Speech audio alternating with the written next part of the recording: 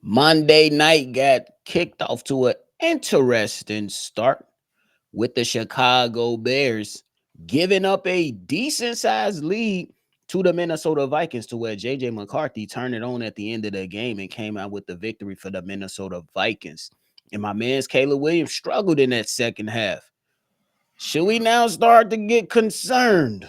Y'all know we gonna talk about Monday's night football, break it all down, but you gotta hit the music first.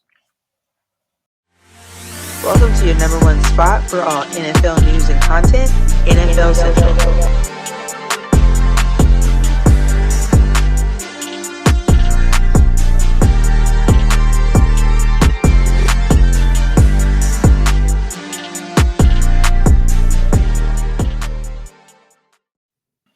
What's going on, y'all? Welcome back into another episode of NFL Central, your number one spot for everything NFL. I'm your host here, Bobby, joined by Steve O. So if y'all tuned in, man, go ahead and hit that like button and subscribe. Steve O, the Chicago Bears look like they was about to go ahead and do something. In the words of Young Thug, whoop-de-doo, because the motherfuckers gave the game up at the end of the game. And the Minnesota Vikings let J.J. McCarthy turn into what? Kirk Cousins for a quarter? And go out there and win the game. And word on the street is from my man Aaron Jones, who is the Chicago Bears killer, no pun intended.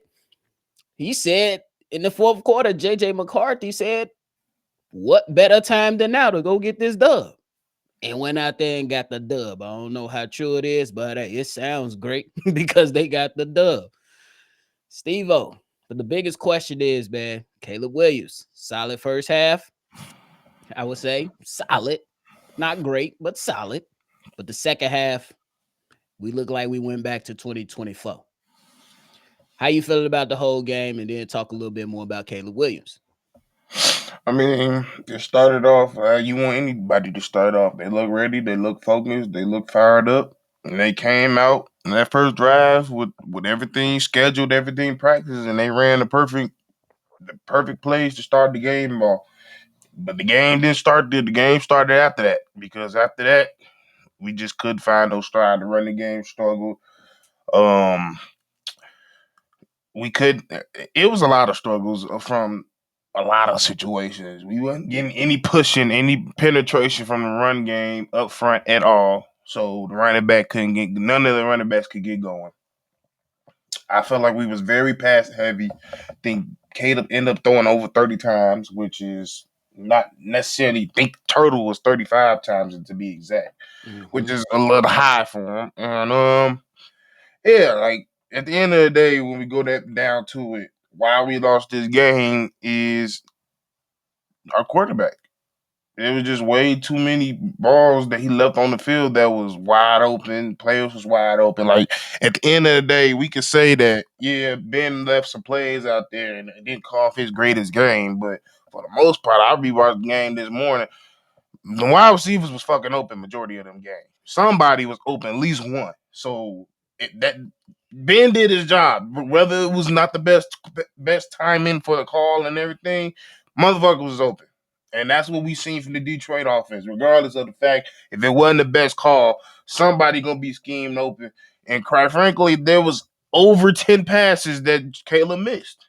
And when you can't make gimmies and then you put your defense in a bind where they gotta stop this defense 6 straight times because we can't even get a field goal. It's hard. Like it's very hard to win games like that when you have a team that's well coached by Kevin McConnell that has a defense, has a game plan, has a good defensive coordinator and Brian Flores, a top online who they showed. We don't even know who their running back is, but he had a way better performance than any running back that we had. It just shows you we got out coached, we got out class, we got out physical, and at the end of the day, our quarterback didn't live up to snuff, and he got to be better. 100%. The Chicago Bears and Caleb Williams absolutely have to be a lot better. But I'm gonna show love to the Minnesota Vikings, even though I don't necessarily want to, as being a fan. But as a guy that's hosting this show, gotta keep it real. They stayed the course. Ben Johnson didn't adjust, and what I mean by that is that they kept going with it. We're gonna keep running the ball. we're gonna give our quarterback some opportunities. Yes, they went out and adjusted in the second half, but you seen that they placed more emphasis on their run game to allow JJ McCarthy to go with a hard play action and scramble for a touchdown. And then where you got the play action, and then you got the wheel route with Aaron Jones to where he beats the Chicago Bears linebacker for a touchdown. And Mhm. then when you look at Ben Johnson, bro, you have a 27-16 lead. Run the Run the rock. ball.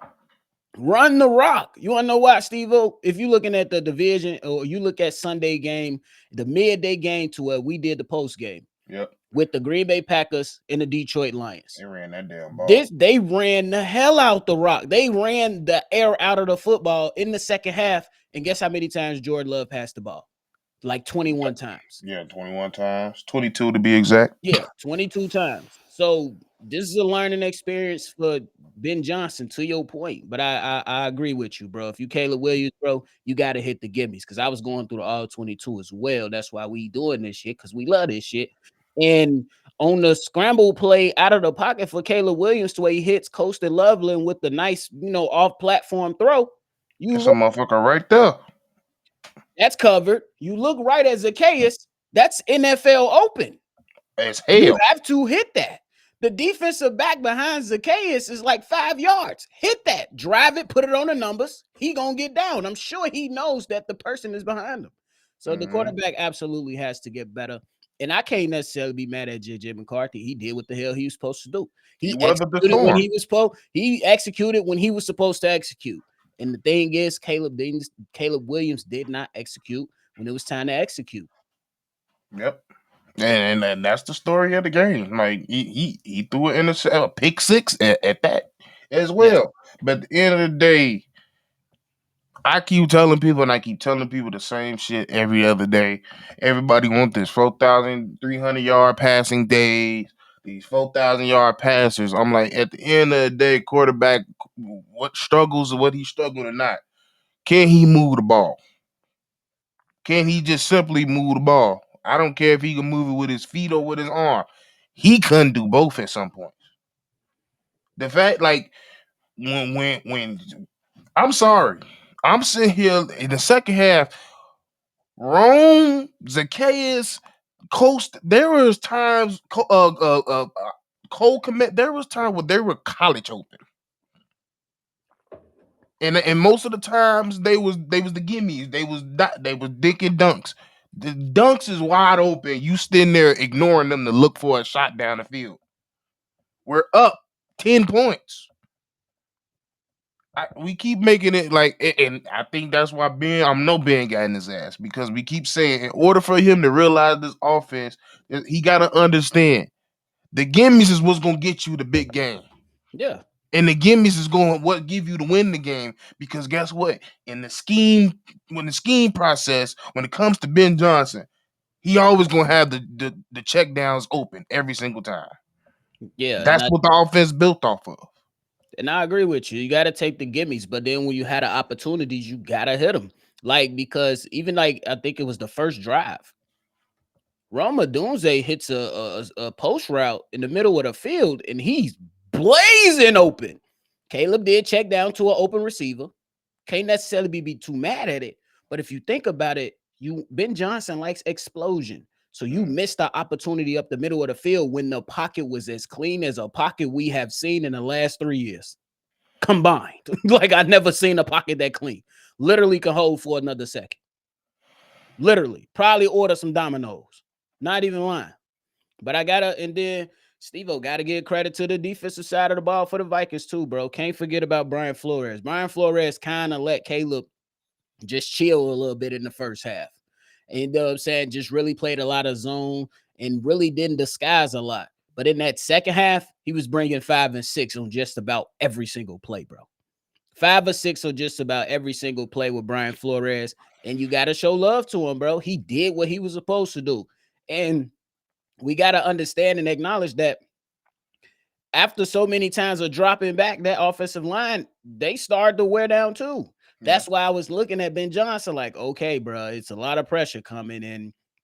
You have to at least run the rock. hit a motherfucker in the mouth. How do you have your second running back or even DeAndre Swift, because he had a great finish to a run. I think it was before the missed field goal, and Yeah. then you didn't go back to the run game. It seemed like you panicked. And to your point, the Bears got out coached, bro. They got out I coached. feel like he didn't even try. Like he see that Swift was struggling to get it going, but you didn't try it. Nobody else. Exactly. You didn't try McCall only got what? I don't think he Nothing. got a rush or tip. Nothing. Anytime he came out there, the defense didn't even worry about it because they knew he was out there to block. Yeah. So yeah, at the end of the day, like yeah, you gave DeAndre Swift 17 rushes, yeah, but at the end of the day, you also gave them at weird times where you let the O line get wore down, and then or after penalties, and the most common thing me and Kev kept on saying, why you're not running no first down? There Yeah. were so many boot actions on first down. I'm like, dude, man, you didn't set it up. In order, that's the whole point. That's I'm how it sorry works. for people that don't know football. You do the boot action because it's a fake to look like the running back is gonna get the ball. But the play only works if you've been giving the ball to the running back frequently, and he's been doing damage because that's Agreed. what's gonna make the defense crowd out to that line and have to respect that play. But they didn't respect it. You know why? Because we weren't running the ball. And to add on to that, that's why it was just a big question simply because Aaron Jones didn't he finished the game and took over. But Jordan, is it Jordan Madison? Jordan Madison, he the Mason, one that was stumping most of the game. He Jordan was Mason. stumping. Yep. And everybody knows when you play football, if you keep hitting that wall, eventually something gonna break. And he started to break. And everybody knows it's a lot easier to tackle a scat back, but it's hard to tackle a mofo that just won't go down. You Mm-hmm. you letting go extra energy trying to bring them down after a hard runner. And Jordan Madison broke it right open. And yeah, that was that, bro. Jordan Mason, excuse me. Yeah, Jordan Mason. Mason. Jordan Mason. He was running the rock. And hey, them boys was doing what they had to do, bro. They did everything that they had to do. And you can't be mad at them. But Steve-O, big question. Where you think the concern level is with Ben Johnson and Caleb Williams? Even though it's week one. Let's consider week one with a lot of football left. I feel like the concern ain't really with Ben because everything Ben did on a negative standpoint is something we somewhat expect with him being the first time head coach, and Okay. two is very fixable. With it being year two with Caleb, there's a lot of fucking red flags around, and it's all to do with you just ain't been in the lab, and it's proof. The fact that you still struggling to throw to the left side on a damn screen, your footwork is not clean, sir. Your mechanic is not clean, sir. Why? You're not doing it enough reps. Reps is the only thing that's going to get it done. You got to keep in your mind, you got to keep doing the shit that you're not good at in order to become good at it. Once again, I missed it yesterday. Jaden Daniels mentioned in the offseason, I've been working on my intermediate throws. And guess what? Week one against the Giants, we seen hella intermediate throws. And we could tell he worked on it. This motherfucker said he been working on his fucking footwork. We seen it for the first drive. After that, you went back to your whole old habits. And once again, and another thing that I'm worried about. I'm starting to believe what everybody else say. Coaches don't make the standard for the team. It's the players. Agreed. And the thing is, these players ain't setting the standard. Agreed. So we gotta get the right players up in here at the end of the day. And I don't know if we got them. And that's the red flag. Yeah, that's because that's I took that on that statement that the players create the culture from former NFL champions. Yep. So how the hell I'm gonna say I ain't never been in the NFL locker room. How I'm gonna sit up here and tell an NFL player that they lying and that it's all on the coach? How I'm gonna sit there and tell them that when they've been in the locker rooms winning championships? They know what it Mhm. takes. So again, y'all been having this issue, and Ben Johnson mentioned it in the post game as well that Pre-snap penalty's been a problem. Okay. So which vet is telling Jonah Jackson and Darnell Wright to not do to not do things like that? When Jonah supposed to be the damn vet. Yeah. You know what I'm saying? So those are things that hurt you. Those are things that hurt you. Now you gotta, if you're the Chicago Bears, you have a tough matchup going into Detroit. You're going to Detroit. They just got their ass kicked. And you gotta They turn pissed around. off, right? But the thing is, for the Minnesota Vikings, Steve-O, they going against Atlanta. They took themselves a tough loss versus the Bucks in week 1. What's the outlook on next week for the Minnesota Vikings and their week 2 matchup? I mean, I still feel like it still favors them. I still like, regardless of the fact, I think Kevin McConnell had a better second half than he had in his first half, and that's just proof to show how good of a head coach he is. And I just think he gonna come to the realization, like, I don't know why it took me a half to realize we need to run the ball. They come out running the ball again, they're gonna be a very tough team to beat. They got the O line to do it, they got the running backs to do it. If they run the ball, they got the defense as well. And then you got a quarterback with wheels, and as he's gained confidence, the better he plays. Anything could be. It's sky the limit for Minnesota. On us, we gotta show that we ain't no bitches. Because literally, you gotta show, like, after a loss like that, this gonna tell us everything we need to know about this team in the next game. If you don't come down and whoop their ass, y'all not for real. It's just that simple. Y'all not for real. Yeah, I think that for the Vikings standpoint, I think that they should be proud because your young quarterback overcame adversity while the Chicago Bears quarterback And that failed to nigga played adversity. all fucking last year. Failed to adversity, right? And if you're the head coach of Ben Johnson, there's things that you can fix. But like I said, well, you know what I'm saying, we was covering on, our homepage, he was visibly frustrated after that drive out of the locker room simply because this was a time to put your foot on their neck. This is Mm-hmm. a time to go out there and say, all right, this our shit. We played enough. We tired of playing games. That was the time. You know what I'm saying? And you seen that in Ben Johnson's face. If you Kevin O'Connell, you feel real good about yourself. Not because your first half was bad, but because your defense, when it was time to turn it on, they turned it on and helped your young quarterback. And that's one of the best security blankets that you can have for a young quarterback is a good defense, along with all these damn weapons that know how to win. I think the Mm-hmm. Chicago Bears right now, they're going to have to figure out and wash off all that Matt Eberflus stink. But then you got to look to these vets. These captains are seasoned vets, all of them, That except the one. quarterback. Yeah. Except the quarterback. But other than that, Kevin Byard been around the block. Joe Tooney been around the block. Grady Jerry been around the block. Like these Twice. guys, you know what I'm saying? So I'm just saying, Yeah. bro. It's two different things. And then if you the Chicago Bears just looking on, the Raiders ain't gonna be no easy game Nope. in a They couple weeks. playing. They playing sound football too. They gonna run the rock and play hard defense. They running the rock. So and Geno Smith can air it out. We just seen it against the Patriots. So you got to be better, bro, if you're the Chicago Bears and Caleb Williams. And for the Minnesota Vikings, for 1 week, they look solid and they look like they trending. But again, it's not the end all be all simply because the season just started. I want to make that clear.